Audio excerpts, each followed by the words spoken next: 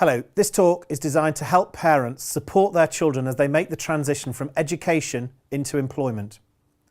Many parents assume that they can rely on the careers provision within education to support their child, although this talk will show that this doesn't always meet the best interests of your young person. My name is Nick Palmer and I've been studying this career system for 20 years since I passed through this way as a student. I was underwhelmed by the system at the time, and now, as an employer, I'm even more underwhelmed by how badly it prepares people for employment. My company Bizenko addresses the issues at hand here through the provision of seminars, one-to-one coaching and e-learning. Let's start by taking a look at this image behind me. It's an image to illustrate the journey that we all take as we move from education on the left into employment on the right. The illustration shows that it's something of a lottery, something of a hit and hope as to whether people actually get the right job for their circumstance.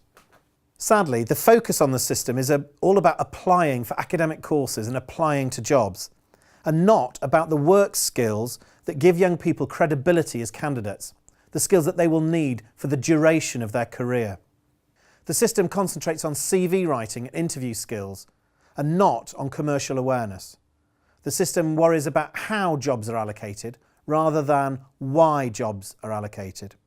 There are two unwritten assumptions about this system as it stands. The first is that a qualification with a good CV and good interview technique will result in a job. And the second assumption is that once you have a job, a good career will evolve naturally. I don't think either of these things are true in real life, but they are the foundation of much of the careers provision out there. If I listed all of the facts and evidence that I think justify this opinion that this system doesn't support your child, we could be here for hours.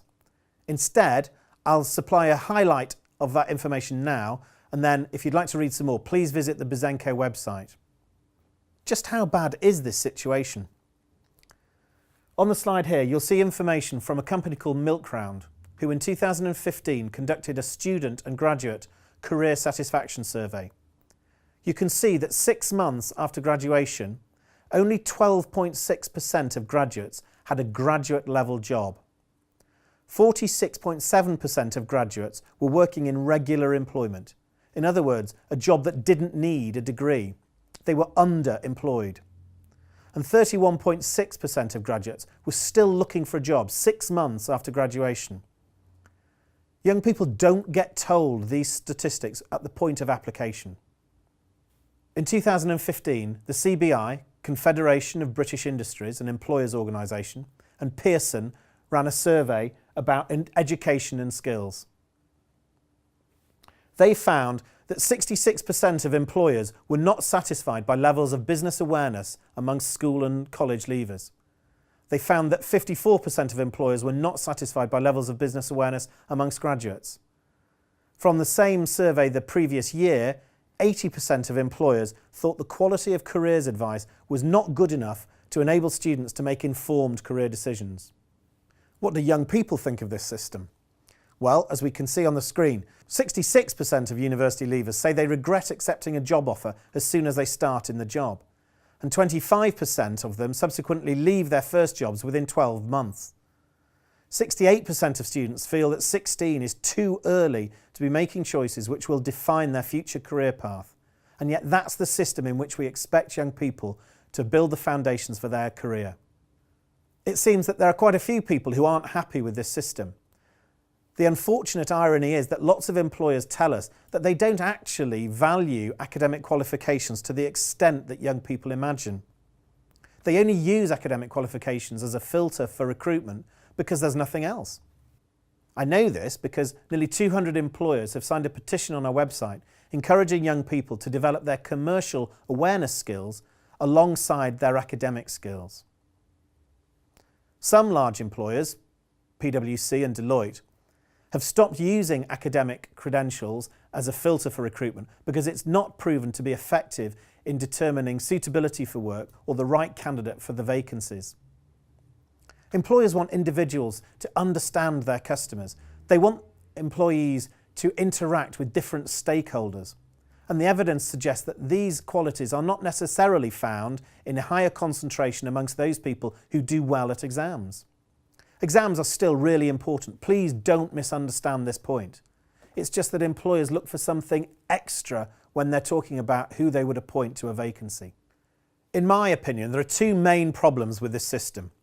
The first problem is that the focus is almost exclusively on the application process. There's no long-term view, which you might expect from the use of a word like career. And secondly, the system doesn't really allow for sufficient growth or personal development. Whilst a young person is locked in a period of application, they aren't actually learning anything new. For many young people, it's a catch-22 situation. They can't get a job without experience, and they can't get the experience without a job. Many of them tell me that they can't see a way that they will get any job, let alone a career. If a young person gets stuck in this cycle of failed applications, they can begin to stagnate. They're not learning anything new, and the process doesn't achieve anything constructive for them. If you treated an animal to this level of monotony, false promise, and mental torture, you'd probably get yourself arrested, and yet we allow our young people to go through it every year. In 2014, the Prince's Trust did some research that found that 40% of young people had faced symptoms of mental illness as a result of being out of work. And it's largely because of this system. So it seems that a good CV might get you into the interview room, but it's commercial awareness that gets you a job offer, according to the employers. And yet this isn't taught in school. It's not on the national curriculum, so teachers and therefore pupils don't take it seriously. I speak to lots of young people who simply don't know enough about what employers do. They exist in an environment that says that qualification plus good CV and interview equals job. They don't know what they don't know. This is where parents can really help their children. Parents remain the most trusted advisors for most young people, and importantly, they don't have the conflicts of interest that most schools and universities do. Naturally, you could say that I have a bias here, I have a vested interest, and I do. But I think if we align my vested interest with your vested interest and the vested interest of your child, then we can do better for your young child than this system. The interests of schools and universities are to do with funding and league tables, and the interests of employers are to do with finding the best talent for the least cost. They simply aren't aligned either with each other or with the best interests of your child. To prove this point about misaligned interests, let me read you some comments that I found from different stakeholders in this system whilst I was researching this company. I spoke to a number of employers. The first said to me, "Why would we invest anything to train young people who we won't employ?" It's a good question. I don't know the answer. A second employer said, "I don't need to spend anything on training. I get more applications than I know what to do with. My job is to filter most of them out so I can produce a workable shortlist." A third employer said, "We need help recruiting work-ready apprentices because we can't find them ourselves, but it's not a good time right now because of the milk price in Russia." This employer is not being difficult. They're trying to help, but they illustrate the point that for most employers, their primary concern is their business. How do they make money? How do they exist? It's very much a secondary concern getting apprentices work ready. For the employers, that's something that they expect to happen elsewhere. I spoke to a number of people within the education system as well. Here's what one school teacher told me. "If we told pupils that employers on your petition weren't fussed about academics, they'd assume there was no point in school and the pupils wouldn't turn up." A second teacher said, "I need those pupils to come into my sixth form, otherwise I lose funding. So I can't afford to introduce them to employers at all." A third teacher said, "We no longer run work experience as it became too difficult and too costly." A fourth teacher told me, "We didn't send any year 13s to the careers fair because the students have got mock exams next week."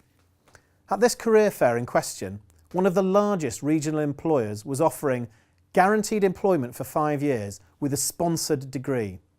And yet, because that school needed to protect their exam league table performance, none of the year 13 pupils were able to meet this company and take advantage of a fantastic employment opportunity. I've also spoken to a number of politicians at local and national level. The government have published a Skills for Sustainable Growth strategy, in which they explain that they see the individual job seeker having shared responsibility for investments into training alongside the government and alongside employers. In other words, the individual must expect to invest in themselves. We'll see how this plays out in a minute, but it's vital to understand as early as possible in your career planning. By the way, I'm not being critical of the people I've just quoted. I'm just pointing out that they have interests and measurements and metrics, which means that they don't always have your child's career progression as a primary consideration to do their job well. The chairman of the Education Select Committee, when reviewing the careers provision in 2015, noted that whilst there were some schools doing great work, it wouldn't be possible to improve the whole system until these conflicts within education were resolved. Okay, so enough about the problems. What about a way forward? The gentleman on the screen behind me is Professor Mike Campbell.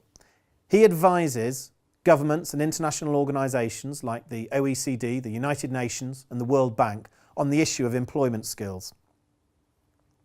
In an interview with Bizenko, Professor Campbell explains the difference between generic work skills and job-specific skills.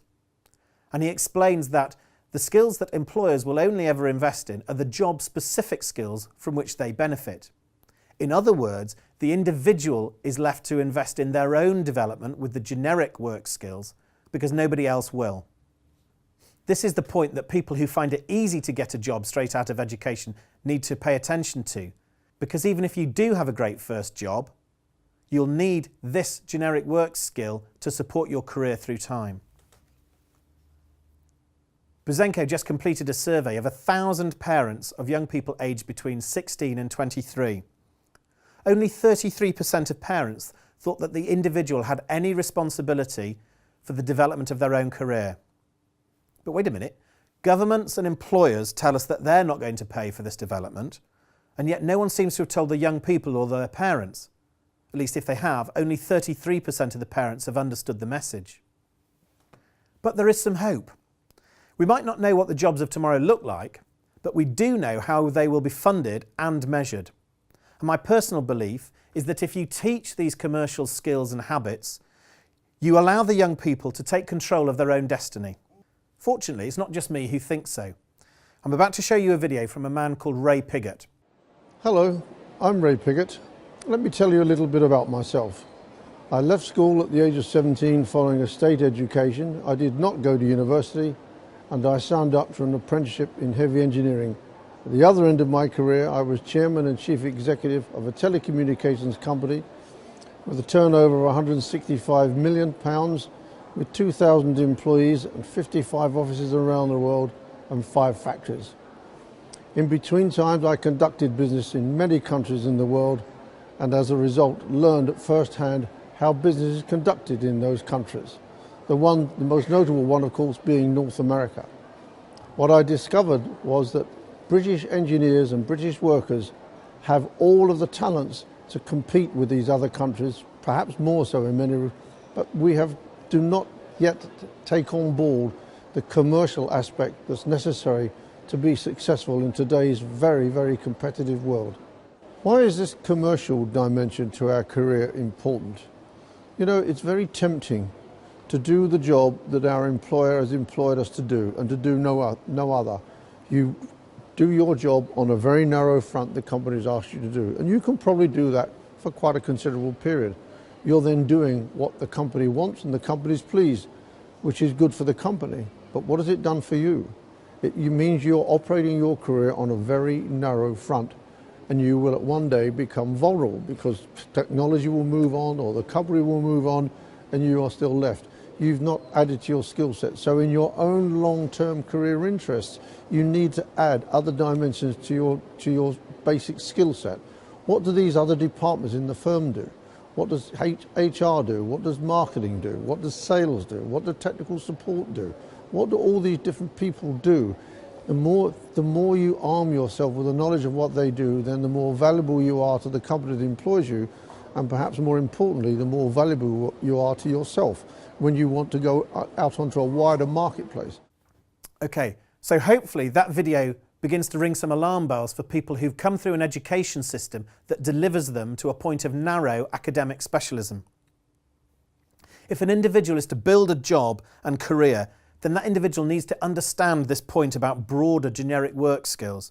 And they also need to understand that they are the main driver and main funder for that development.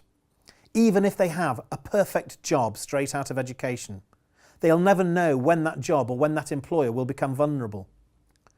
Professor Campbell and Ray Piggott both are clear that this issue affects everybody in every job in every industry sector. Charities, not-for-profits, government, as well as companies that are profit-making. Every job is affected by these commercial skills, and therefore every individual needs to understand how to manage them. So what are these generic skills? Sometimes they're called employability skills, and there's a list on the slide behind me from a definition by the Confederation of British Industry. There's no standard definition as to what employability skills are, but given that the CBI are employers, let's go with employers because they decide who gets the job. If you look at the list, most of the items are pretty obvious. A lot of young people will be used to filling in application forms where they give examples of having used these skills. What Bizenko does is uses these examples in a variety of work contexts, which is something that young people probably don't have access to. Let's take an example from the list, communication. It's something we all do from an early age, but is that enough to guarantee us a job? No. On the screen behind me, Liam Gallagher is giving a very clear and confident communication signal. But I think we can agree that in most customer-facing roles, this kind of communication is not desirable. But what should good communication look like in the workplace? What should it sound like? That's the information that Bizenko helps young people to understand. One exercise that we do with our seminar delegates is a communication and listening exercise. I first did the exercise at Cambridge University. The room was full of the brightest people in their generation, and yet out of 40 individuals, not one of them were able to complete the exercise correctly. I repeated the exercise last year at the Jobs Centre in York, and out of 25 long-term unemployed individuals, 4 of them did complete the exercise correctly. This illustrates the point from our employer's petition. It's possible to have academic ability, but not have the skills that employers need. The skills that employers need happen to be in greater concentration in a room full of people who employers typically would go to last to find and fill a vacancy. Collectively, we waste years of time and millions of pounds trying to squeeze people through this 19th century model of job application. It's a lottery. It's apply and hope. It's blind dating. It's not working. It's not good enough for your child, and I don't even know your child. To give you an illustration of how outdated this thinking is, the main document of exchange has a Latin name. I don't mean to surprise you, but nobody actually speaks Latin anymore. Okay, so how can Bizenko help your child? I hope I've demonstrated that I know and care about your child's situation. I walked in their shoes 20 years ago, and I've been an employer and a hiring manager ever since, and I'm haunted by how inefficient this system is to prepare people for employment. I've managed teams of over 100 people in 10 countries around the world. I read government reports into this issue so that you as parents don't have to. I know what I'm talking about. I've been trained by the Institute of Leadership and Management to coach young people through this transition. The point about Bizenko is that we give our delegates examples and explanations that give them greater confidence in purpose. Our delegates become more credible as candidates as a result. We can't guarantee anybody a job, but I can help people to become better candidates in the equivalent time that they might otherwise have rewritten their CV 30 times in this system. Everything that we do is about training the individual to grow and learn. Our delegates might not use everything we teach them within a week, but they'll use all of it over time, and they'll use lots of it each year of their career. In other words, what we do is career support, the long-term stuff, not just the immediate panic that's involved in trying to secure a first job. If you'd like to learn more about our one-to-one coaching or our seminars, please visit the Bizenko website, www.bizenko.co.uk.